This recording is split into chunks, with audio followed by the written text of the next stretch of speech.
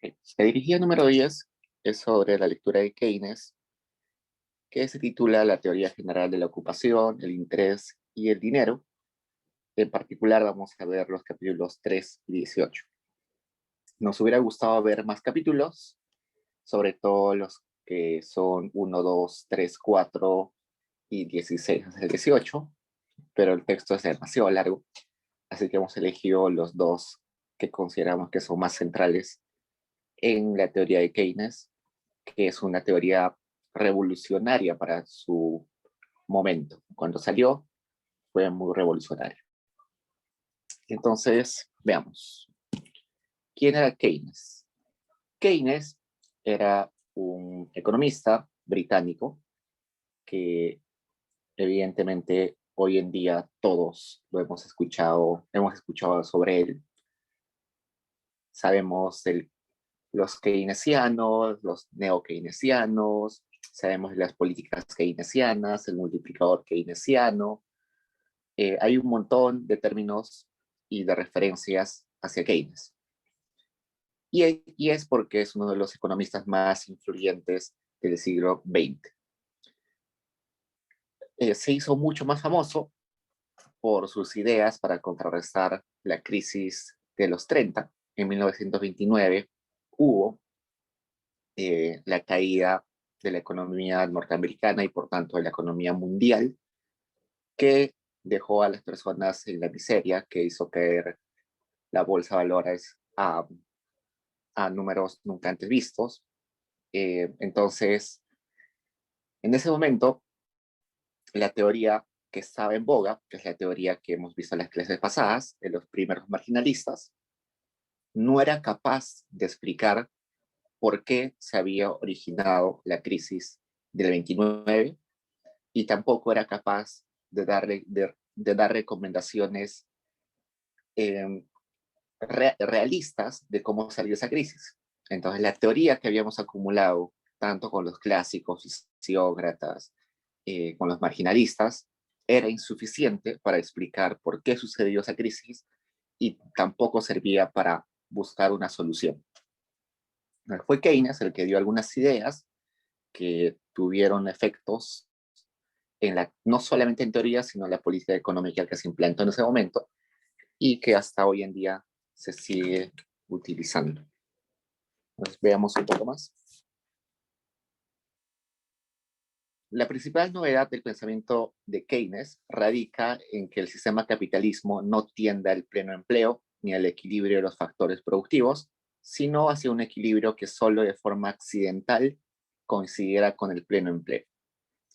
El pleno empleo se define como aquella situación en la cual todos los factores productivos están totalmente utilizados. No solamente hablamos de mano de obra, sino también hablamos de los demás factores productivos como el capital y la tierra, por ejemplo. En el caso de la mano de obra es más intuitivo, ¿no? Todas las personas que quieren trabajar tienen empleo.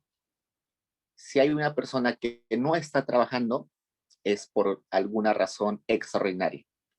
Por ejemplo, porque simplemente no necesita trabajar para mantener su estilo de vida, o porque está desempleado porque está en la transición de pasar de un empleo a otro, ¿no? Pero en resumidas cuentas, el pleno empleo, en el caso de la mano de obra, es la situación donde todos los que quieren trabajar tienen empleo. Y lo mismo puede suceder, lo mismo podemos hablar en el caso del capital, ¿no? El pleno empleo, en el caso del capital, se refiere a que todos los factores, todas las maquinarias, edificios, herramientas están siendo utilizadas. No hay capacidad ociosa en las fábricas, por ejemplo. Si una fábrica está diseñada para producir 1000 zapatos, se producen 1000 zapatos. No hay máquinas apagadas de modo que se produzca menos. A eso se le llama el pleno empleo. Entonces, según los anteriores autores a Keynes, la economía funcionaba siempre en pleno empleo. Y esto eh, en parte tiene que ver con fallas teóricas y también con fallas empíricas. ¿Por qué? En, en el lado teórico tiene que ver porque ellos habían asumido de que toda la demanda que toda la oferta que las empresas producen puede ser vendida sí o sí en algún momento. Entonces decían, si yo produzco trigo 1 tonelada cada año, evidentemente el trigo va a ser vendido en su totalidad. Tal vez no me lo van a comprar del todo hoy, pero quizás mañana me lo van a comprar. Y si no me lo compran, simplemente bajo el precio y ya está. Me lo van a comprar. ¿No? Entonces, todo lo que yo producía finalmente se tenía que vender. Eso lleva a la noción de que la oferta crea su demanda, ¿no? Ese era un supuesto bastante fuerte que lo puso Say. Say decía eso, la oferta crea su demanda. Pero lamentablemente, en la vida real, eso no sucede. Hay un ejemplo clarísimo que a mí me gusta comentar siempre, que son los teclados de su computadora. Ustedes ven su computadora ahorita y ven que hay la palabra QWERTY. La Q está seguida de una W, de una E, de una R, una T y una I. A eso se le llama el QWERTYnomic. El QWERTYnomic se refiere a que una vez implantado una forma técnica como el teclado, es muy costoso y por tanto casi imposible modificarlo. Resulta que este teclado que ustedes tienen ahí es un teclado ineficiente. Los botones no están distribuidos, las letras no están distribuidas de forma que facilite que ustedes lo utilicen. Hubo estudios hace varias décadas donde hubo científicos, sobre todo informáticos, matemáticos y otras áreas, que crearon otros teclados más eficientes, teclados que te hacen cansar menos la mano, que te facilitan escribir más rápido. Y trataron de venderlo, lo fabricaron. Entonces empezaron a producir y cuando lo pusieron en el mercado, nadie lo compró. ¿Y por qué nadie compró esos teclados que eran más eficientes de los que tenemos ahora? Básicamente porque es muy costoso volver a aprender o volver a reemplazar todos los teclados del mundo, ¿no? Todos acá hemos aprendido a utilizar la computadora con este teclado. Que nos cambien el teclado es muy costoso. Deberíamos volver a educarnos en utilizar las computadoras. Entonces, a pesar de que el teclado que tenemos hoy en día es ineficiente, no se puede reemplazar. Y esas personas que crearon la oferta de teclados más eficientes no vendieron nada. Por tanto, es un ejemplo donde la oferta no crea su demanda. Y así hay un montón de ejemplos donde no se cumple esa ley de Say que decía que la oferta crea su demanda. Claro que esto se ve más nítidamente cuando hablamos de cuestiones o de bienes más complejos, ¿no? Estamos hablando ahorita de un teclado. Pero antes de Keynes, la mayoría de bienes que se vendían eran bienes de consumo masivo, ¿no? Como pescados, trigos, papas, no sé. Entonces, en esos casos, sí era notorio o era plausible de que todo lo que se produzca se tenga que vender. Entonces, por eso es que hay una falla teórica ahí. Pero también esa falla teórica deriva de ese empirismo, de que esos economistas observaron de que los bienes se vendían totalmente. Todos los bienes que se producían se vendían totalmente. Es una falla de que no se hace evidente antes de Keynes porque no habían productos muy sofisticados, sino eran bienes masivos de consumo básico, pero que para 1929, 1930, no, ya estamos en una economía más desarrollada, ya con productos ya más sofisticados, ya hay autos, se producen autos a gran escala, entonces ya empieza a, la teoría anterior ya empieza a tener sus deficiencias. Entonces, lo que dice Keynes es de que esta situación de pleno empleo es una situación excepcional. Él no dice que no va a ocurrir, sino dice que ocurre raramente. Que la regularidad es que estemos por debajo del pleno empleo y a veces quizás por encima del pleno empleo, pero usualmente estamos por debajo del pleno empleo. Eso quiere decir que hay gente que queriendo trabajar no puede conseguir empleo y hay fábricas donde se puede producir una cantidad determinada, pero hay capacidad ociosa porque no se produce todo lo que se puede. Entonces, eso es la situación regular que nos habla Keynes. Eh, entonces, con esta nueva visión, esta nueva teoría, él va a entender de que se abre una puerta para que las personas, bueno, para que el Estado, perdón, pueda acercar esta situación regular a esta situación potencial. Entonces, vamos a graficar eso acá. Los anteriores a Keynes decían que estábamos en pleno empleo, ¿no? Pleno empleo. Keynes dice que eso es una situación particular, sino lo que usualmente existe es que estamos por debajo del pleno empleo. Estamos en una situación por debajo del pleno empleo. Y a veces, rara vez, pues, podemos estar por encima del pleno empleo.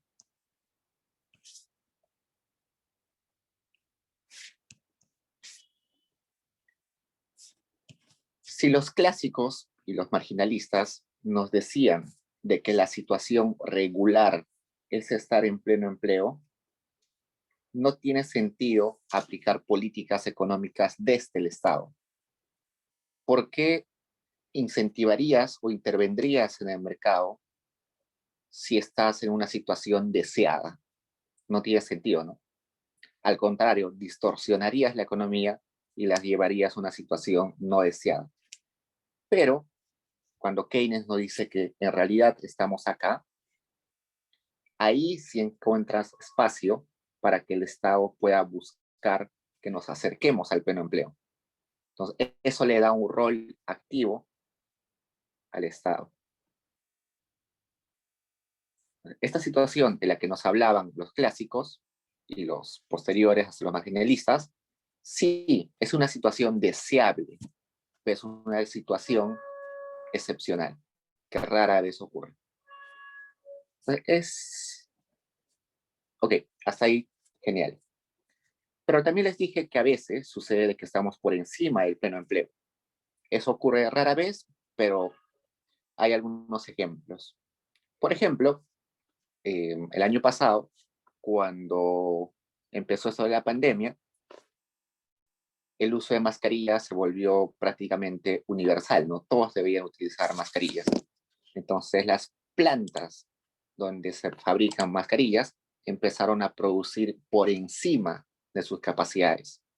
Seguro la planta podía producir 1 millón de mascarillas, pero el empresario, motivado porque hay mucha demanda, empezó a utilizar sus máquinas más horas de lo recomendado, quizás sin darle mantenimiento.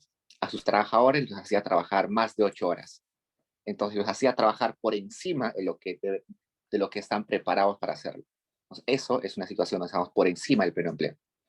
Esa situación tampoco es deseable porque esa situación va a generar desgastes que luego van a generar ineficiencias. Por ejemplo, si haces trabajar a tus empleados más de 8 horas, evidentemente al siguiente día van a venir más cansados y no van a ser muy productivos.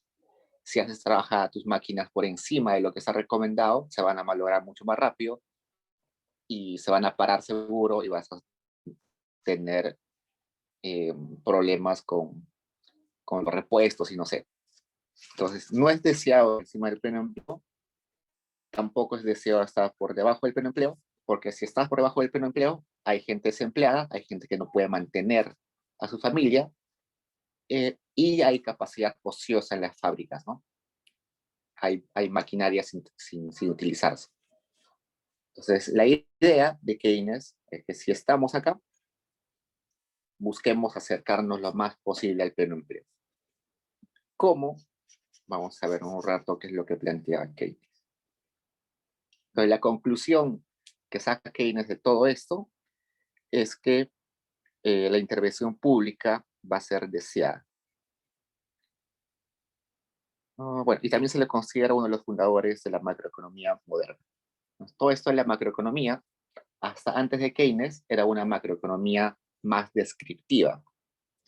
Si recordamos a Warras, cuando hablábamos del equilibrio de Warras, en macroeconomía, estábamos hablando de un equilibrio estático, ¿no? Un equilibrio donde solamente era posible un punto de equilibrio que tenía que cumplir ciertas condiciones, pero ese equilibrio no te decía nada si ese equilibrio era deseado socialmente o no era deseado socialmente. Simplemente te decía, ese punto es y nada más. Pero Keynes va a decir que no, que la macroeconomía, si bien es cierto, es descriptiva, te dice dónde está el punto de equilibrio en la economía, hay posibilidad de agarrar esos modelos macroeconómicos para, para estudiar cómo afectaría la política pública a este equilibrio para llevarlo a un equilibrio de mayor deseabilidad social. Bueno, acá hay algunos datos. Keynes fue una persona polifacética, además de ser un economista, también fue profesor de la Universidad de Cambridge, fue editor y secretario en algunas revistas de economía, como la Royal Economic Society, también fue funcionario del gobierno de Inglaterra y también trabajó en el sector empresarial como inversionista y fue banquero gran parte de su vida. Eso simplemente para mostrarles de que ahora los economistas, o al menos desde Keynes, los economistas ya no son tan teóricos como los anteriores, ¿no? Cuando veíamos a Jevons, cuando veíamos al mismo Warras, a Hicks, eran economistas muy centrados en la teoría, pero no en la vida real. Entonces, eso quizás les quitó habilidad para desarrollar una teoría más pegada a la realidad. Y bueno, Keynes no siempre fue así de abierto a esta idea de que el Estado deba ser interventor o que el Estado deba intervenir en la economía. En sus inicios, Keynes era marshalliano, es decir, estaba convencido del libre comercio, estaba convencido de que la economía tenía, que la economía funcionaba en pleno empleo y como funcionaba en pleno empleo, no había que intervenir y por tanto había que dejar que el mercado funcione libremente. Libre comercio, libre mercado. Entonces, ese es el Keynes en los inicios de su carrera. Lo que le hace cambiar de parecer es exactamente este evento exógeno de 1929, donde la bolsa de Estados Unidos cae, las empresas quiebran, eh, entonces se crea desempleo. Esta crisis del 29, básicamente a grandes rasgos, se genera por una distorsión especulativa. Resulta, en sus clases de otros cursos han visto seguro esto, ¿no? Que cuando ustedes tienen cualquier activo, ese activo tiene un precio de mercado y tiene un precio real o que a veces le llaman el precio de reposición, ¿no? Un activo puede ser una casa, ¿no? Un activo es una casa. Esa casa tiene un precio de reposición, es decir, cuánto me costaría a mí comprar el terreno y volver a construir toda la casa. Es el valor real, el valor de reposición. Y el valor de mercado es a cuánto yo vendería esa casa. Y usualmente esos dos precios no coinciden. ¿Por qué? Porque en el precio de mercado hay interacción de demanda y oferta, mientras que en el precio real solamente existe lo real, lo tangible. En el caso de la casa, simplemente está lo que cuestan los materiales de construcción, lo que cuesta la mano de obra. Son cosas tangibles que yo puedo contabilizar, yo puedo contablemente determinar.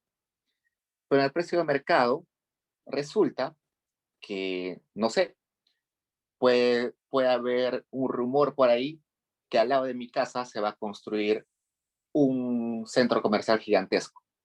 Entonces va a haber un montón de expectativa, la gente va a empezar a especular sobre si esto es verdad o no, y van a querer comprar mi casa a un mayor precio. O por el contrario, puede haber la expectativa o el rumor de que al frente de mi casa van a poner un basurero, no sé. Entonces nadie va a querer comprar mi casa, el precio de mi casa va a caer. Entonces, eso no tiene nada que ver con que la pared de mi casa se haya deteriorado o de que esté mal pintado, no, no, no. Tiene que ver con una cuestión especulativa. Entonces, los activos, que son todos los bienes en realidad, tienen esos dos precios. Igualito, en los activos financieros, que son los activos, sobre todo, bueno, en particular el activo financiero que son las acciones. Las acciones son eh, unos papelitos donde te dicen que tú eres dueño de parte de una empresa, ¿no? De una empresa, por ejemplo, de Apple, de JP Morgan, de GameStop, no sé, de lo que ustedes quieran. Entonces, esos activos financieros, esas acciones, también tienen un precio de mercado y un precio real. El precio real se determina según cuál es la capacidad productiva y cuál es la capacidad de venta de esas empresas. Y en finanzas van a aprender, o seguro ya aprendieron, que ese precio se determina por, por una valorización de la empresa. Va un contador y valoriza todo lo que tiene la empresa, valoriza sus ventas futuras, valoriza sus deudas. Entonces te dice, el valor real de esa empresa son 10 millones de dólares, ¿no? Pero el precio de mercado, que es el que nosotros vemos en Wall Street o en cualquier bolsa de valores, tiene que ver no solamente con ese valor real, sino tiene que ver con expectativas. Entonces, por ejemplo, hoy día, hace unas horas, salió eh, la Fed, la, el Banco Central de Estados Unidos, y presentó sus proyecciones para los siguientes 3, 4 años. Y resulta de que la inflación va a estar por encima del rango que se habían comprometido, va a estar cerca del 5%. Inmediatamente salió ese anuncio, todas las acciones de la mayoría de empresas de Estados Unidos cayeron en más de 1%. Entonces, eso tiene que ver porque los accionistas están especulando de cómo se va a comportar la economía, dado de que la Fed ha encontrado de que va a haber inflación y que va a retirar algunos estímulos de la economía.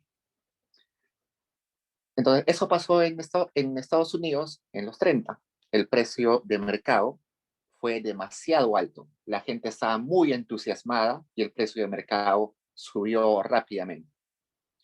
Pero el precio real de las acciones no crecía en verdad. Las empresas seguían siendo las mismas. No habían invertido en mayor capacidad, no habían innovado. El precio real seguía siendo el mismo, mientras que el precio de mercado seguía aumentando y seguía aumentando por especulación, ¿no? Todos por los rumores que había de que la economía iba a ir mejor y todo eso. Llega un momento en que esa brecha entre el precio de mercado y el precio real es tan amplia de que se generan burbujas económicas.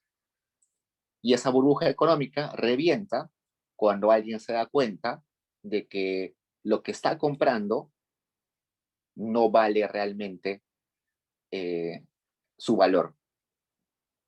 Entonces, si alguien se da cuenta de eso, dice, compré esta acción a $10, pero esta empresa no es rentable. Yo creo que de verdad vale 5. Entonces, vendes tu acción. Y así todos se dan cuenta, venden sus acciones y cuando hay un montón de oferta de una acción, cae el precio, ¿no? Pues eso originó que la bolsa de Estados Unidos cayese de una manera drástica y bastante fuerte. Y eso originó de que las empresas cerraran, se descapitalizaran y genera desempleo. Entonces, el desempleo para los economistas anteriores a Keynes era imposible de que suceda. Dentro de su teoría no había cabida para desempleo. Entonces, ahora se topan en una situación donde hay gente en las calles caminando, intentando conseguir un empleo, haciendo colas por un puesto de trabajo y no lo consigue. Entonces, ¿cómo solucionar eso? Hay que solucionarlo primero teóricamente. ¿Por qué? Porque evidentemente los clásicos nos decían que no hay que hacer nada, ¿no? Y si nos decían que no hay que hacer nada, entonces dejamos a la gente morir de hambre porque no tienen empleo. No, ¿no? Entonces hay que revisar los fundamentos de la economía para ver en qué se ha fallado. Entonces, a partir de ello, él se compromete de alguna manera con las autoridades para hacer como un estudio. eh, y una de sus contribuciones, eh, bueno, él contribuye en varios comités para analizar lo que estaba sucediendo con la economía, ¿no? Entonces, por ejemplo, una de las cosas que recomienda es controlar las importaciones y ayuda a las exportaciones. Eso es algo que nunca se hubiera pensado antes. Bueno, si algún economista decía eso antes de 1929, lo hubieran creído loco, ¿no? Pero estando en un escenario donde no hay pleno empleo, eso era sumamente necesario. También se introducen aranceles, el Estado tiene que gastar más. Hay un ejemplo que siempre aparece cuando ven videos de Keynes o cuando leen la historia de Keynes, es que si para reactivar la economía simplemente el Estado tiene que gastar, ¿no? No importa que sea gasto inútil. Si quieres, agarra monedas, perdón, agarra billetes de $100 y entiérralos en cualquier parte, entonces que la gente trabaje para desenterrar eso y al menos así gana dinero. O sea, de cualquier forma, haz que gaste el Estado, que pinten casas, que construyan colegios, lo que sea. De modo de que incentivas la producción y por tanto nos sacas de la, de la recesión. Ok, esto ya son más histórico. Veamos acá. Pues, el libro central de Keynes es este, La teoría general del empleo, el interés y el dinero, que, como ya se habrán dado cuenta, contradice toda la teoría que había estado antes de él. Se publica en 1936, la crisis sucedió o empezó en 1929. Entre 1929 y 1936, él escribe un montón de artículos defendiendo esta idea de que no estamos en pleno empleo y que por tanto hay que intervenir. Y todo eso lo sintetiza en este libro, que es un libro bastante fácil de leer eh, y que, bueno, es fundamental para la economía, ¿no? El término central que va a introducir Keynes es esta demanda agregada. Bueno, la discusión de Keynes va a girar en torno a demanda agregada. Entonces vamos a ver por qué dentro de un rato. Ok, entonces acá vemos un poco de información sobre el libro. Leamos. Keynes presenta una teoría basada en la noción de la demanda agregada para explicar la variación general de la actividad económica, tales como las observadas durante la Gran Depresión. Según su teoría, el ingreso total de la sociedad está definido por la suma de consumo y la inversión, y en una situación de desempleo y capacidad productiva no utilizada, solamente pueden aumentarse el empleo y el ingreso total, incrementando primero los gastos, sea en consumo o en inversión. Entonces, Say y los anteriores economistas habían dicho que la oferta crea su demanda, ¿no? Ahora Keynes nos está diciendo, en resumidas cuentas, que la demanda es la que genera su oferta, ¿no? Entonces lo que nos dice es que para aumentar el bienestar de la sociedad, primero hay que aumentar el ingreso y el empleo. Eso va a terminar generando mayor inversión, eh, perdón, tenemos que incentivar el consumo, tenemos que incentivar la inversión y eso se vuelve un ciclo virtuoso, ¿no? Ustedes cuando tienen su multiplicador keynesiano en macroeconomía, ese multiplicador keynesiano, que si no me recuerdo es 1 entre 1 menos C por T o algo así, no me acuerdo. Ese multiplicador keynesiano es mayor a 0 siempre, y lo que nos dice es que cuando en la economía se gasta un sol, eso afecta al PBI no en un sol, sino en más que un sol. Entonces, por ejemplo, si el multiplicador keynesiano es 5, quiere decir que si una familia o una empresa o el gobierno gasta un sol en la economía, eso finalmente se va a ver reflejado en el PBI, que va a ser un aumento en 5. Si esa familia, esa empresa o el Estado gasta 2 unidades, el efecto en el PBI va a ser 10. ¿Y por qué? Porque resulta que cada sol gastado no solamente representa una transacción, sino que desemboca en más transacciones. Yo, por ejemplo, ahorita salgo a comprar un café a la señora que vende en la esquina de mi casa. Es un sol que me va a costar el café. Seguramente una parte va a ser para pagar sus insumos y otra parte va a ser lo que ella va a utilizar para transportarse hasta su casa. Digamos 50 centavos. Esos 50 centavos que va a coger el transportista, seguro 20 centavos lo va a utilizar para darle de propina a su hija. Y su hija va a utilizar 10 centavos de esos 20 centavos para comprar dulces, no sé. Entonces, un sol genera varias transacciones futuras. A eso se refiere el multiplicador keynesiano. Entonces, cuando habla de demanda agregada, está hablando exactamente de esa demanda que nosotros teníamos en macroeconomía, ¿no? Demanda es igual a inversión, más consumo, más gobierno, y a veces le ponemos sector externo si tenemos una economía eh, abierta.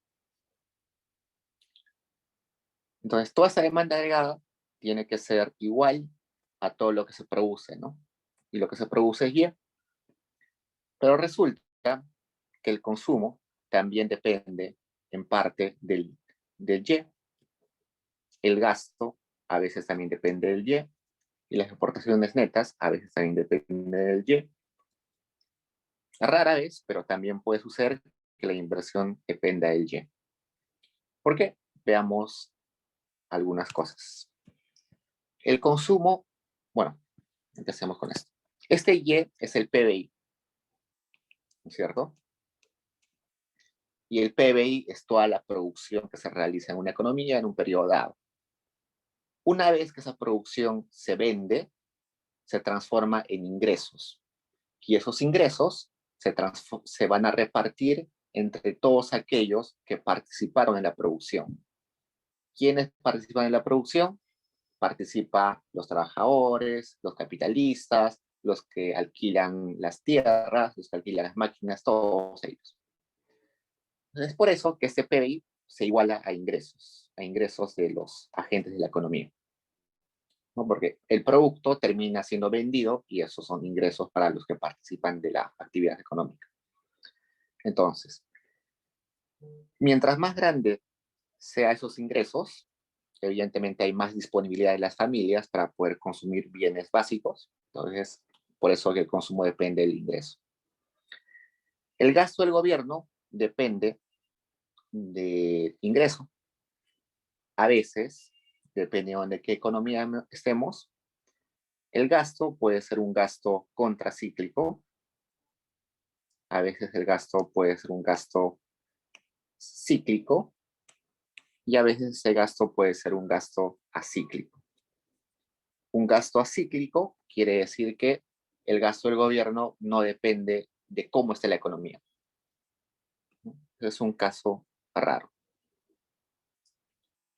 Puede ser un gasto cíclico cuando el gasto depende positivamente de los ingresos. Eso se hacía hace años, hoy en día ya se dejó de hacer, no tiene mucho sentido, pero lo que usualmente sucede hoy en la economía es que es el gasto contracíclico. Cuando la economía está en auges, el gobierno gasta menos, de modo de que ahorra para los momentos de recesión. Y cuando la economía está mal, el gobierno tiene la obligación de reactivar la economía y por tanto aumenta su gasto público. O sea, el gasto también depende de, del ingreso. Y las exportaciones netas también dependen. ¿Por qué? Porque exportaciones netas son exportaciones menos importaciones. Y las importaciones es todo lo que le compramos al resto del mundo. Y para comprarle al resto del mundo necesitamos ingresos. Si tenemos buenos ingresos, vamos a importar más seguro. Y rara vez también la inversión depende del PBI. No rara vez, pero en los modelos que ven en macroeconomía rara vez aparece, pero en la vida real sí tiene algo que ver.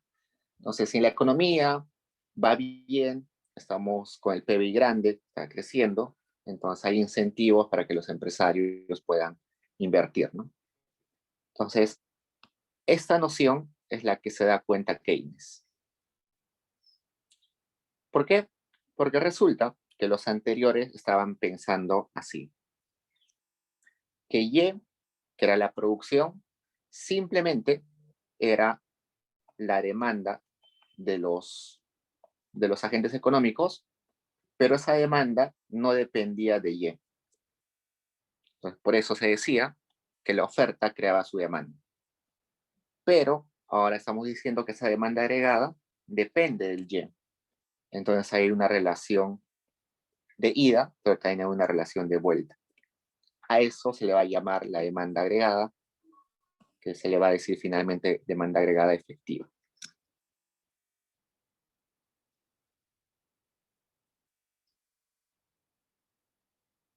Entonces, con esta nueva teoría ya es factible entender de que hay situaciones en las cuales hay desempleo. ¿Por qué? Porque si decíamos que demanda agregada era igual a PBI, estábamos diciendo que había pleno empleo. Todo lo que se oferta se puede vender.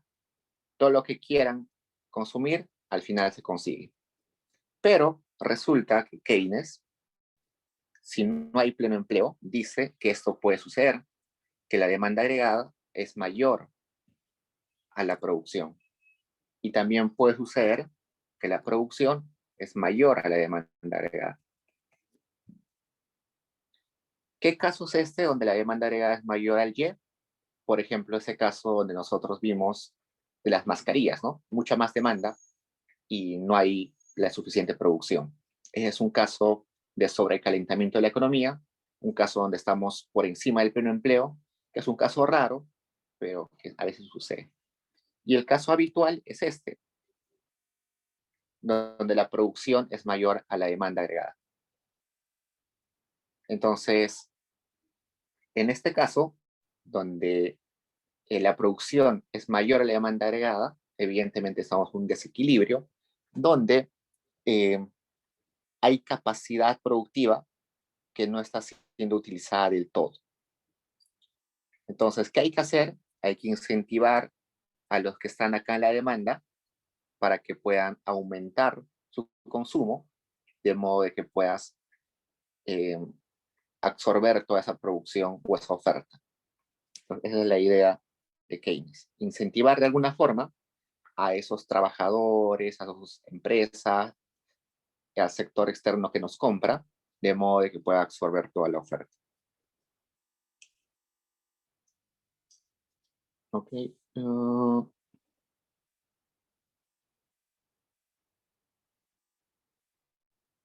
Bueno, sí, lo comentamos. Ok.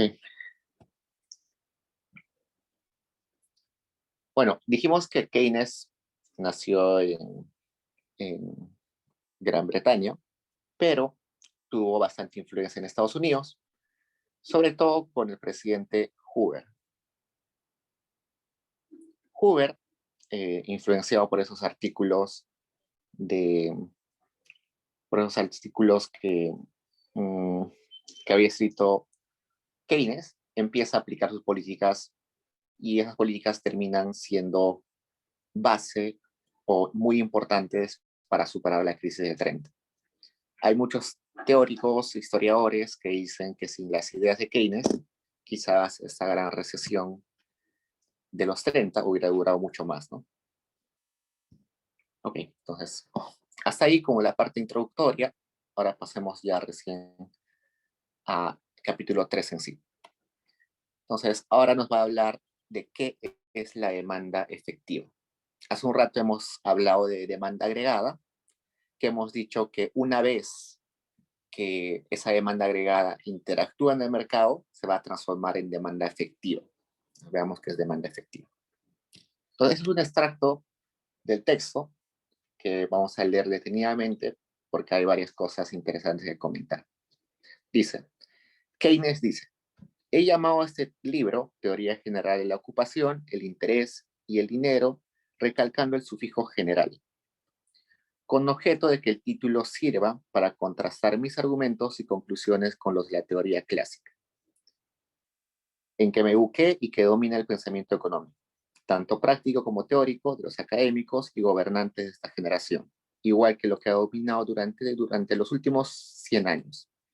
Sostendré que los postulados de la teoría clásica solo son aplicados en un caso especial y no en general, porque las condiciones que supone son un caso extremo de todas las posiciones posibles de equilibrio. Más aún, las características del caso especial supuesto por la teoría clásica no son las de la sociedad económica en la que hoy vivimos, razón por la que sus enseñanzas engañan y son desastrosas si intentamos aplicarlas en los hechos reales. Entonces, clarísimo lo que dice Keynes, ¿no? Está, está proponiendo una teoría que va contra todo el mainstream de la economía hasta el momento. Eso no implica que está diciendo que los demás economistas eran unos tontos, no, sino que está diciendo que los economistas del pasado, anteriores a él, se habían ocupado de un solo caso especial, un caso particular, pero exactamente por haberse ocupado de ese caso particular, se habían embobado tanto de esta teoría que habían sido, que habían aplicado esa teoría para hacer política pública, que finalmente llevó a que haya una situación desastrosa. Esto es interesante porque nos está diciendo que la teoría finalmente puede tener implicancias en la vida real, ¿no? Pero veamos algunas definiciones que nos va a plantear Keynes. No, la mayoría de conceptos que están acá ustedes ya lo saben. Eh, por ejemplo, costos de factores es aquella cantidad que paga el empresario los factores de producción. Sabemos que W es el salario, R es el retorno al capital, que a veces se le dice simplemente tasa de interés. Eh, la renta de la tierra, a veces también se utiliza como renta de la tierra. Eh, ponemos así, interés, tasa de interés y R, renta de la tierra, dependiendo de qué libro utilizo. Que es tasa de interés. Esto es salario. El costo de uso es la suma que se paga a otros empresarios por lo que les compra, justamente con el sacrificio que hace al emplear su equipo en vez de dejarlo inactivo. Entonces el costo de uso es como el alquiler, ¿no? Si evidentemente los empresarios no tienen todos los insumos o maquinarias que necesitan para producir, por lo tanto tienen que pagar el costo de uso, que es básicamente un alquiler. Por otro lado, ganancias o ingresos del empresario, que es el excedente de valor que le da la producción resultante sobre la suma de costos de factores y costos de uso. Entonces, las ganancias es simplemente la diferencia entre ingresos y ambos costos. Y el ingreso total, bueno, es simplemente despejar, ¿no? Si habíamos dicho que ganancias es igual a ingresos menos costos, entonces ingresos es costos más ganancias. Las ganancias del empresario son la cantidad que procura elevar al máximo cuando decide qué volumen de empleo ofrecerá. Entonces, acá nos está diciendo algo interesante. Nos está diciendo que las ganancias, que nosotros en economía llamamos pi, van a depender de la cantidad de K, ¿no? Perdón, de cantidad de L. Entonces, su problema es maximizar su utilidad o sus ganancias teniendo como endógena L. Decide cuánto mano de obra utilizar. Entonces, según cuán caro sea esa mano de obra, cuán disponible esté, va a maximizar a un nivel dado. El precio de la oferta global de la producción resultante de ese volumen determinado es precisamente la expectativa de los resultados que se espera obtener.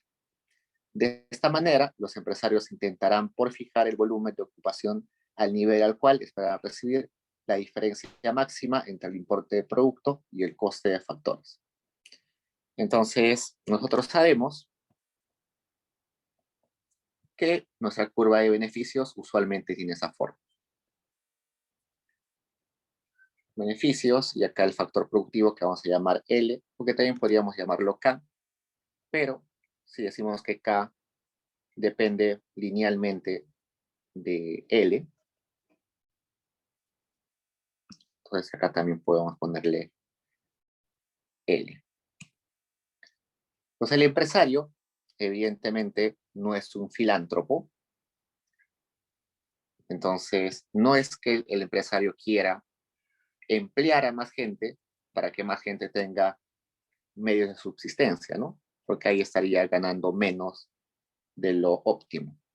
Lo que va a demandar como trabajo el empresario es aquel nivel donde le da el mayor beneficio, ¿no? Entonces, este va a ser el L al cual nuestro empresario va a querer ofertar, perdón, va a querer demandar trabajo. Entonces, ese va a ser su oferta, perdón, su demanda de trabajo. La demanda de trabajo que tiene nuestro empresario. Es por eso que ahí dice, los empresarios intentarán por fijar el volumen de ocupación, intentan fijar la cantidad de L, esperando recibir la mayor diferencia máxima entre el importe del producto y el costo de factores. Es por eso que acá abajo, cuando hablamos de oferta global, está simplemente en función de N. Bueno, N es lo mismo que L. En algunos libros aparece como N, en otros libros aparece como L. Labor o employment, creo que es N, no sé por qué le ponen N, creo que es por la cantidad de población. Oh, y bueno, la función de demanda también, ¿no? Mientras más grande es una población, mayor demanda. Entonces, también depende de la demanda. La demanda global depende de la cantidad de población. Bueno, así, el volumen de ocupación está determinado por la intersección de la función de demanda global y la función de oferta global. Eso ya lo sabemos desde microeconomía, ¿no? El equilibrio va a estar en el lugar donde intersecta función de demanda y función de oferta. Porque es ese punto exactamente donde se ponen de acuerdo ambos lados de la transacción, donde ambos están dispuestos a transar, donde ambos sacan algún tipo de beneficio y ninguno sale perdiendo. ¿no? En ambos, en ese punto, eh, tanto los intereses del productor como los intereses del consumidor se alinean. O sea, ese es el punto óptimo. Ese punto de equilibrio, que acá le llama D, se le va a llamar demanda efectiva. Demanda efectiva es lo que realmente, dado los precios y dadas las expectativas de los productores, dadas las condiciones del mercado, realmente lo que se termina vendiendo y transando en la economía.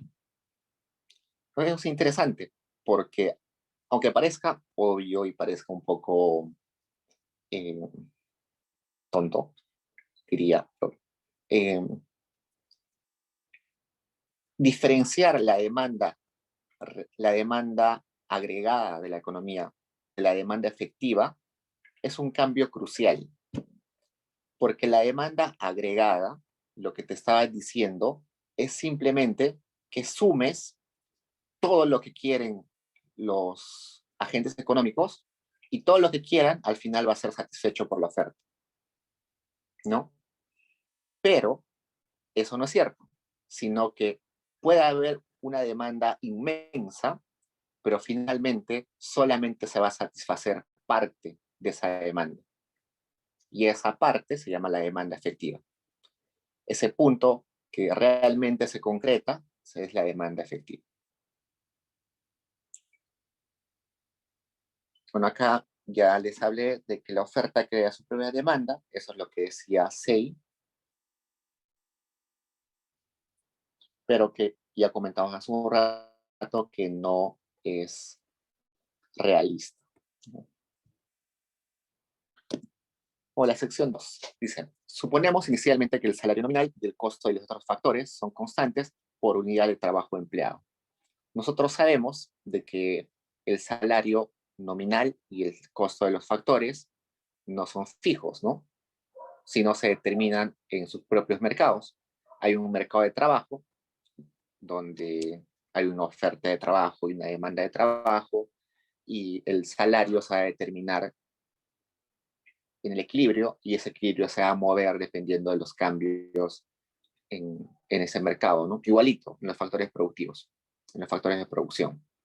Pero para plantear su modelo, nuestro amigo Keynes va a decir que esos datos, que es W, que es el salario nominal, la tasa de interés, la renta de la tierra, y no sé si hay costos de algunos insumos, todos ellos van a ser constantes, al menos para plantear o resumir su teoría. Cuando aumenta la ocupación, aumenta también el ingreso global de la comunidad.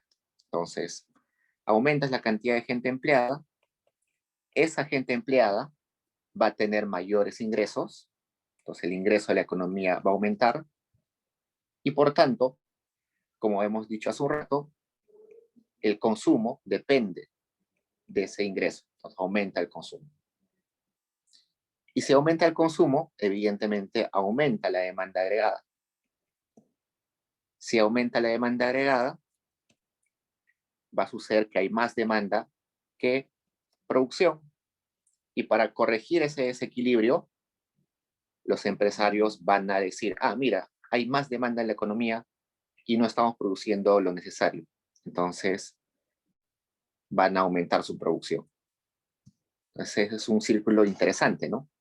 Aumentamos el empleo y el PBI aumenta doble vez. Es un efecto doble. De aquí que los empresarios resistirían una pérdida si el aumento total de la ocupación se destinara a satisfacer la mayor demanda de artículos de consumo inmediato. En consecuencia, para justificar cualquier cantidad dada de ocupación, debe existir cierto volumen de inversión que baste para absorber el excedente que arroja la producción total sobre lo que la comunidad decide consumir cuando la ocupación se encuentra a dicho nivel. Entonces, tenemos que tomar en cuenta varias cosas. Primero, que la cantidad de empleados no puede aumentar hasta el infinito, ¿no? las poblaciones son limitadas, entonces ese N, que es el empleo, la cantidad de gente empleada, no puede subir hasta el infinito. Y tampoco puede ser una eh, eh,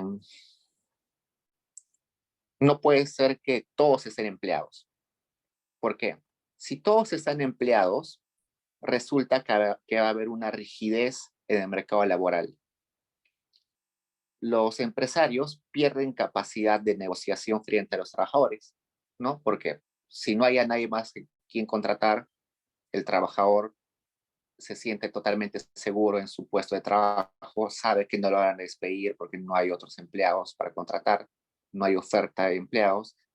Entonces, eso desvirtúa lo que esa competencia en el mercado laboral. Por eso es que el aumento de la ocupación no necesariamente es deseado por el empresario. Es deseado hasta un nivel en el cual generas mayor PBI o mayores ingresos. Pero si te pasas ese nivel, ya estás generando de que hay una resistencia en el mercado laboral, entonces el salario va a aumentar lo más posible, no vas a poder contratar más gente, no vas a poder despedir gente, entonces una rigidez bastante fuerte. Por eso nos dice acá que los empresarios resistirán una pérdida si el aumento total de la ocupación se destinará a satisfacer la mayor cantidad de demanda de artículos de consumo inmediato. Es por eso también de que los empresarios tratan de innovar siempre. Si eh, pongamos este ejemplo, si la ocupación aumenta y por tanto los ingresos aumentan, ¿qué sucede? Evidentemente, más personas van a tener ingresos, ¿no? Por ejemplo, no sé, supongamos una familia de dos padres y un niño. Con el salario de uno de los padres no alcanza, entonces tienen que trabajar los dos padres. ¿Qué pasa si ahora los ingresos de esa familia aumentan? Puede suceder de que uno de los padres decida ya no trabajar porque es suficiente con el sueldo de uno de ellos. Entonces, eh, eso está mal para la economía porque estás quitando trabajadores. Ese enunciado que les he dicho ahorita se cumple cuando el consumo de las familias es un consumo básico, donde solamente las familias buscan satisfacer sus necesidades básicas de consumo inmediato, ¿no? Pero si ustedes en esa familia observan de que mientras más crece el ingreso de la familia, están trabajando ambos padres y se crean nuevas necesidades como comprar un PlayStation, comprar una pelota de fútbol, comprar una trotadora, comprar un televisor más grande, entonces en ese caso ya no va a haber la necesidad de que ya no va a haber el incentivo para que uno de los padres deje de trabajar. Porque ahora, si bien es cierto, ya satisfacieron su consumo inmediato, sus consumos básicos, ahora tienen necesidades de consumir cosas más elaboradas, como televisores, PlayStations, no sé. Entonces, eso es la necesidad de innovación de los empresarios, de modo de que este crecimiento de la economía no se vea estancado, ¿no? Porque si solamente las personas buscaran satisfacer su alimentación, su vestido, su consumo inmediato, llegaría a un punto en el cual las personas ya estarían satisfechas, ya no habría competencia en el mercado laboral, ya no habría necesidad de aumentar la producción, ¿no? Y ya está, todos tienen lo necesario. Entonces, lo que tienen que impulsar es cada vez nuevos productos que generen nuevas necesidades.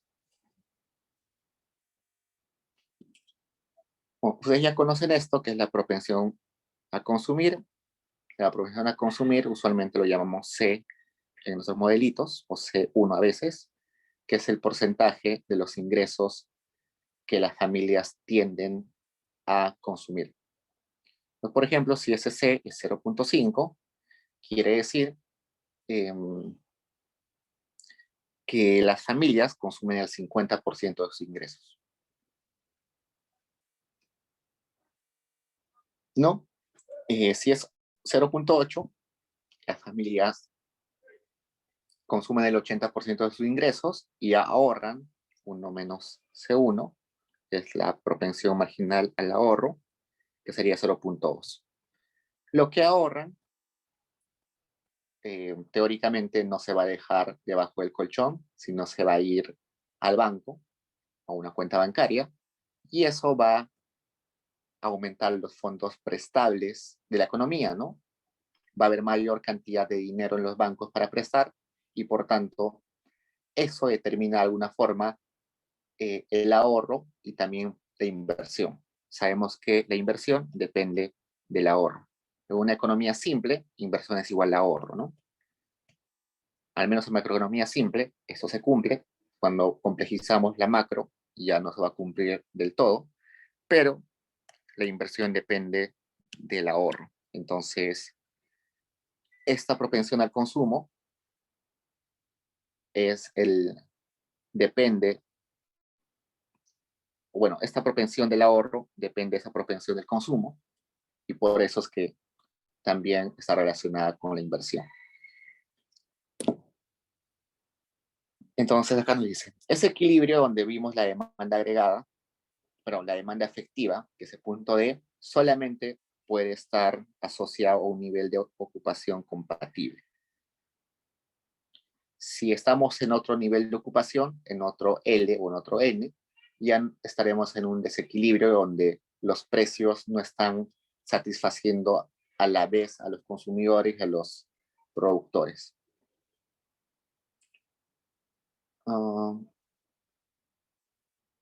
Ok, entonces lo que nos dice acá es lo siguiente. Si bien es cierto, si todo esto se cumple en estricto, es de esperar de que ese punto de equilibrio tienda al pleno empleo, pero no hay razones suficientes para decir que siempre va a estar en pleno empleo. Entonces, por eso que dice la demanda efectiva trae consigo la plena ocupación en un caso especial, que corresponde a los supuestos de la teoría clásica. ¿Cuáles son los supuestos de la teoría clásica? Keynes los describe en su texto eh, de una forma un poco desordenada, pero básicamente son los que conocemos en competencia perfecta, ¿no? Que existe información completa, que las empresas puedan salir y entrar al mercado con facilidad, que los productos sean homogéneos, que las personas que haya atomicidad en productores y consumidores, es decir, que haya un montón de consumidores y un montón de productores, que ninguno de los agentes tenga poder de mercado, eh, que no haya externalidades. Si todo eso se cumple, evidentemente es mucho más probable que esta demanda efectiva termine estando en la situación particular del pleno empleo.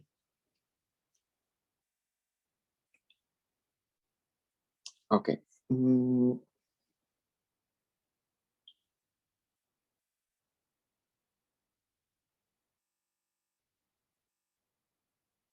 Ok.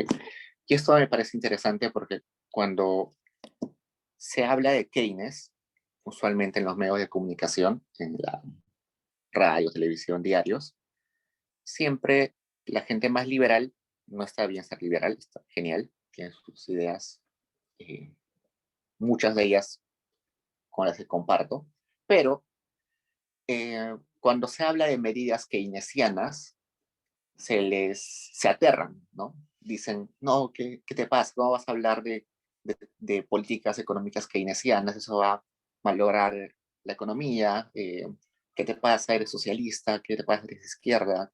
Eh, eso está mal, hay que dejar el mercado que funcione solo. Eh, Entonces, hay como un estigma a decir de que Keynes es un distorsionador del mercado. Pero resulta que no es así. Al contrario, Keynes cree que el pleno empleo, la libertad de la economía, el mercado libre, es lo mejor, es la situación perfecta. Pero él dice de que en la vida real no sucede. Entonces, él dice, la mejor situación de una sociedad es que estemos en pleno empleo gracias a que el mercado es libre, de que hay libertad de mercado. Pero lamentablemente en la economía hay rigideces.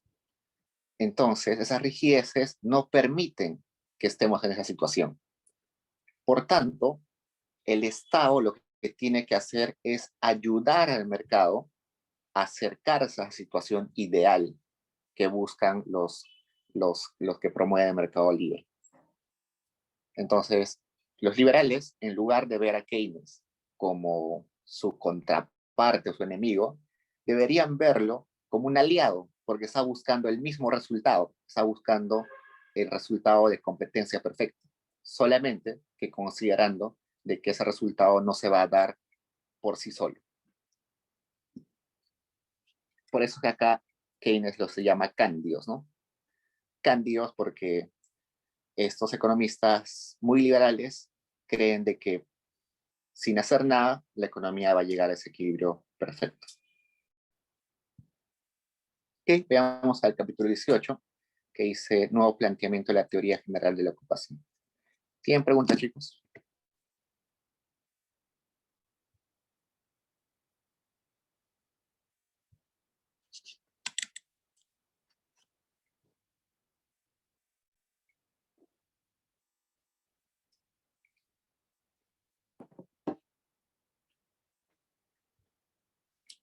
Ok, es el capítulo 18, es un capítulo interesante porque nos va a hablar un poco sobre la dinámica del empleo en, en la economía. Entonces, creo que tiene dos secciones. Veamos sección 1. Consideramos, dado la habilidad existente y la cantidad de mano de obra disponible, la calidad y cantidad de equipo que se puede echarse mano, el estado de la técnica, el grado de competencia, los gustos y el hábito de los consumidores, la desutilidad de las diferentes intensidades del trabajo y las actividades de supervisión y organización, así como la estructura social. Entonces, repasemos un poco. Nos dice, consideremos las habilidades existentes, es decir, cuán calificado está un trabajador, ¿no? Hay una distribución de habilidades en los trabajadores distintas, ¿no? Yo, por ejemplo, soy malísimo reparando tuberías, seguro hay otros que son expertos, eh,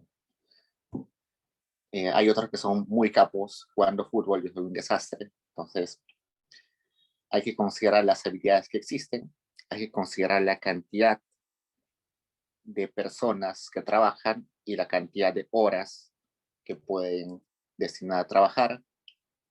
También se debe considerar la calidad y cantidad del capital, es decir, los equipos, maquinarias, edificios, todo esto. También el estado de la técnica, que en otras palabras de la tecnología. Técnica se le dice a la forma en la cual se combinan los factores productivos para producir un bien. Es como la receta, ¿no? ¿Cuál es la técnica para hacer un brownie? Un happy brownie, no sé. Es la receta, ¿no? Entonces yo agarro un libro y ahí está la receta, eso es la técnica. Que nosotros en general le llamamos tecnología, ¿no?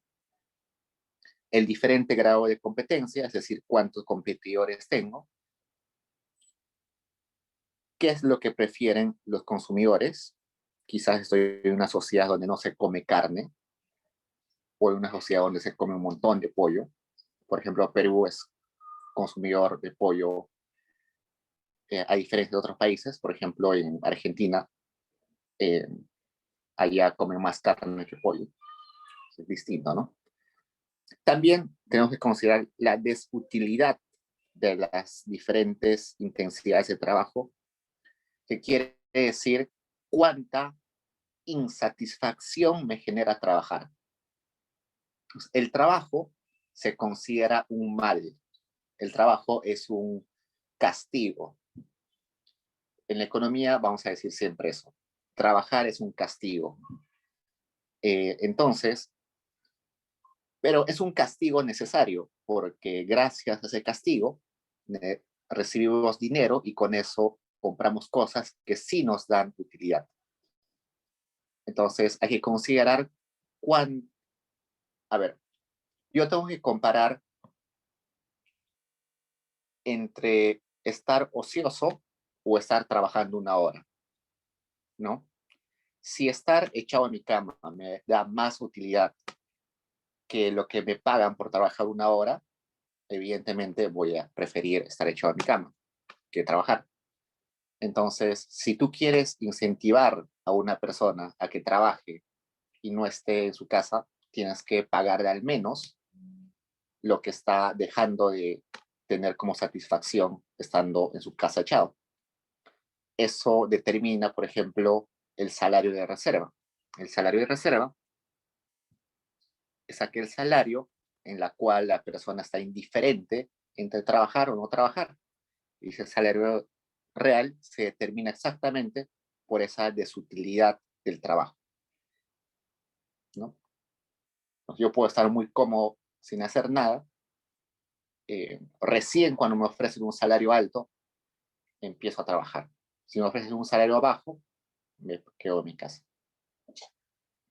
Por otro lado, también hay que considerar las actividades de supervisión, que es básicamente la organización de la empresa, esta jerarquía administrativa, supervisar que cumplan sus horarios, cumplan su esfuerzo.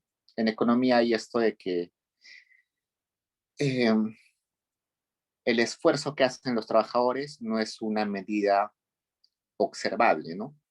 No es observable. Entonces yo puedo pagar lo mismo a dos personas, pero su nivel de esfuerzo va a ser distinto y por tanto su producción va a ser distinta. Hay diferentes formas de solucionar ese problema. Sí, una de esas es supervisando. Hay otras como dar incentivos, pero básicamente es supervisando. Y la estructura social. Aunque no lo queramos ver a veces, la estructura social determina un montón del comportamiento de la economía, ¿no? Eh, por ejemplo, si en la estructura social existe que el país es más presidencialista, pero que en el país los que tienen más poder son aquellos los que ponen las leyes, entonces eso afecta a la economía, ¿no? Evidentemente, si un empresario llega a tener el poder, es muy probable que reduzca o no suba el salario mínimo vital, ¿no? Si el poder lo tienen los sindicatos, probablemente el salario mínimo vital va a ser, se va a aumentar. Entonces hay que considerar todo eso para estudiar eh, la economía.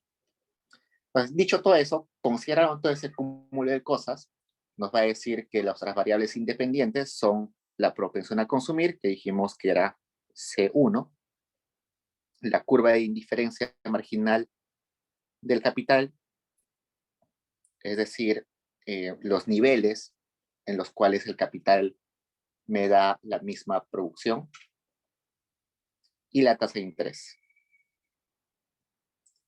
Y nuestras variables dependientes o exógenas, me gusta llamarle exógenas, es el volumen de empleo, es decir, la cantidad L disponible, el ingreso nacional sería Y. Las curvas de eficiencia marginal del capital dependen, sin embargo, en parte de los factores dados y en parte del rendimiento probable de los bienes de capital de diferentes clases, mientras que la tasa de interés está regida parcialmente por el estado de las preferencias por liquidez y en parte por la cantidad de dinero medida en unidades de salario. Entonces, la tasa de interés depende primero de cuánto dinero hay en la economía, por eso es que nos dice cantidad de dinero. Si en la economía hay un montón de dinero, entonces hay un montón de dinero para prestar. Entonces la tasa de interés cae. También depende, que dice, preferencias por liquidez.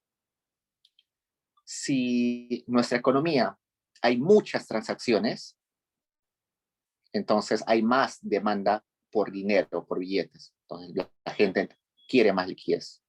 Si todas las transacciones se hacen con tarjetas de débito, entonces no hay preferencia por liquidez. ¿Qué más?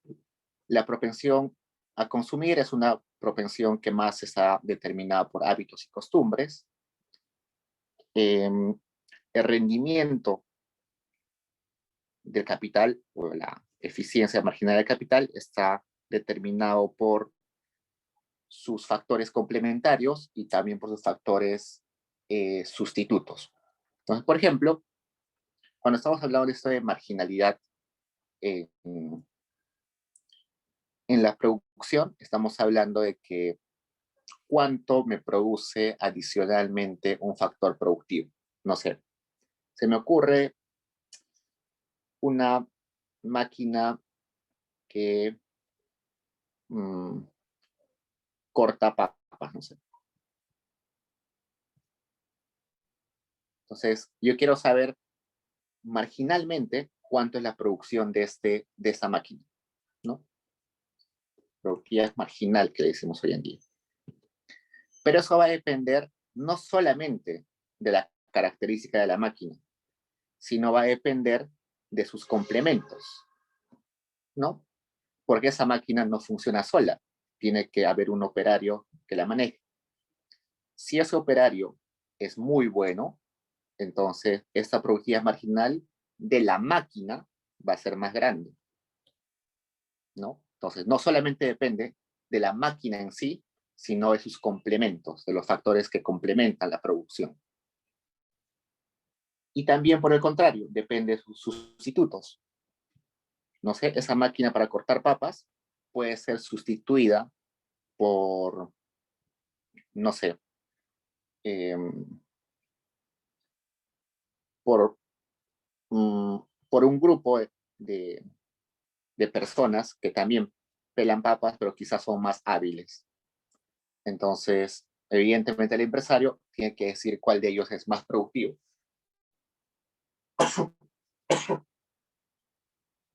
Si este grupo de personas hace mejor el trabajo, evidentemente la productividad marginal de acá va a caer porque las personas van a dejar de utilizar esas máquinas y muy pocas máquinas van a ser empleadas. Entonces, la productividad marginal, la eficiencia marginal del capital no solamente depende de sus características, sino también de sus complementos y de sus sustitutos. Igualito con la productividad marginal del trabajador. No solamente depende de cuán capaz sea el trabajador, ni cuántas horas dedique a trabajar, sino también depende de qué cosa utiliza para su trabajo.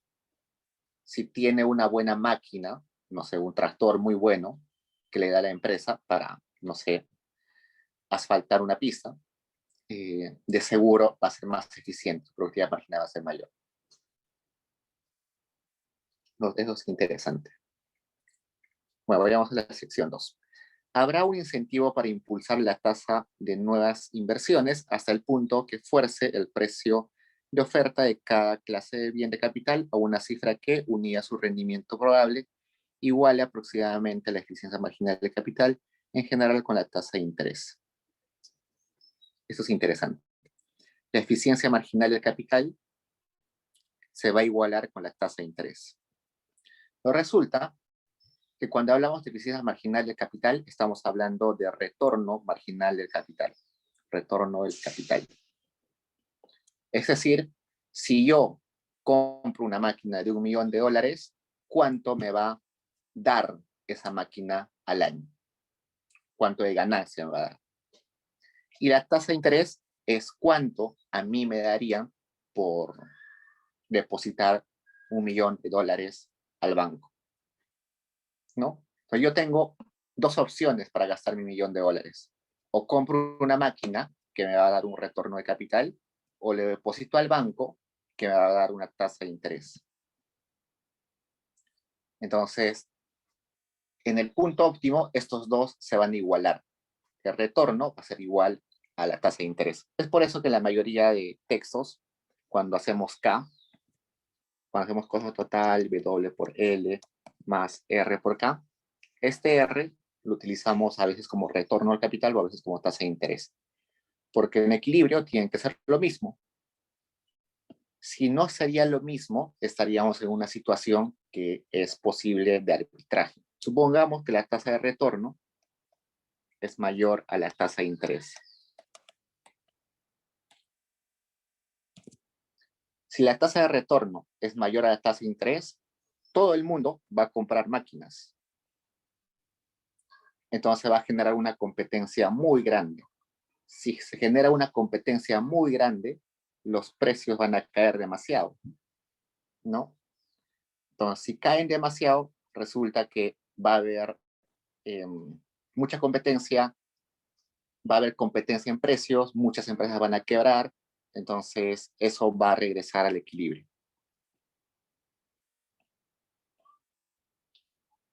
Y también en el sentido opuesto, que creo que es el más claro. Si la tasa de interés es mayor a la tasa de retorno, resulta de que toda la gente va a invertir su plata en el banco y nadie va a comprar máquinas, es decir, no va a haber inversión, ¿no? Y si no hay inversión, evidentemente la economía se detiene, ¿no? Por eso debe haber un equilibrio.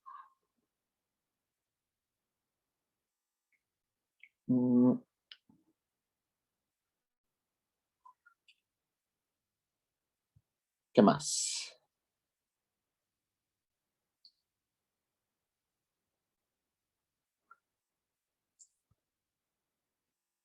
Bueno, acá nos habla de las condiciones de estabilidad en esa economía. Entonces, la propensión marginal a consumir es tal que cuando la producción aumenta o disminuye debido a que esté aplicando más o menos mano de obra, el multiplicador que relaciona ambos es mayor que la unidad, pero no muy grande.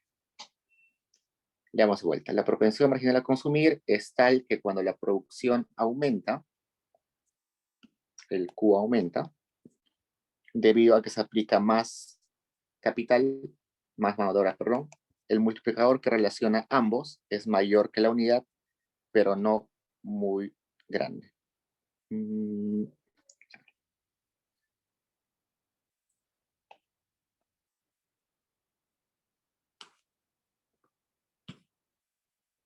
Entonces,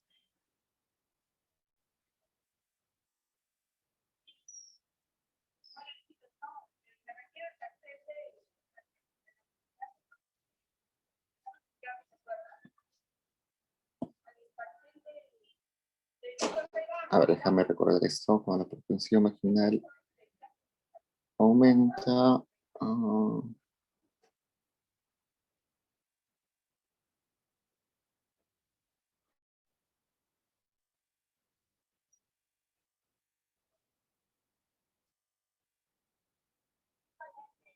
Ok, ya.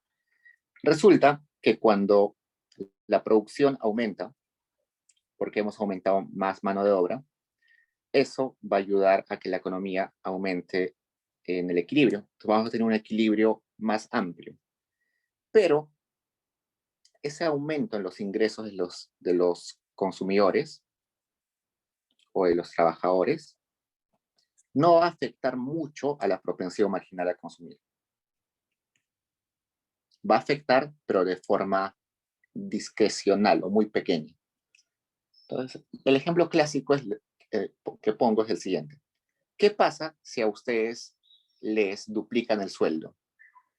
Van a consumir van a almorzar 2 veces al día, van a utilizar 2 laptops al mismo tiempo, van a cenar 2 veces. No, no. Resulta que la propensión a consumir o el consumo está determinado por hábitos. Si yo estoy acostumbrado a alimentarme de cierta forma, a tener el uso de ciertos bienes de toda mi vida. Entonces, que aumente mis ingresos, en realidad sí, va a ser que gaste un poquito más, pero no tanto, no el doble. Por eso es que dice que la relación no es 1. Va a ser mayor a 1, pero no tan grande, no muy grande. Entonces, si a mí me duplican el sueldo, no es que voy a gastar ahora el doble, sino quizás voy a gastar un 10% más, un 20% más. A eso se refiere. A ver, la curva de eficiencia marginal de capital es la táctil de rendimiento. Okay, igual acá. Cuando tenemos el rendimiento del capital,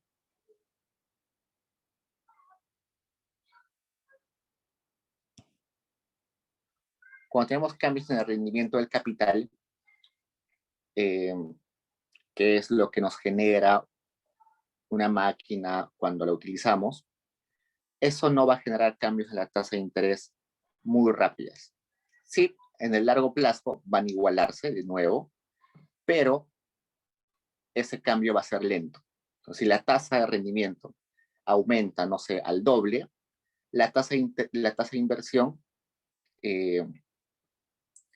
sí va a aumentar, pero lentamente. Y esto tiene que ver porque transformar dinero a máquinas o a plantas es un poquito difícil, ¿no? Yo puedo sacar $1.000.000, pero transformarlo en una planta va a demorar tiempo.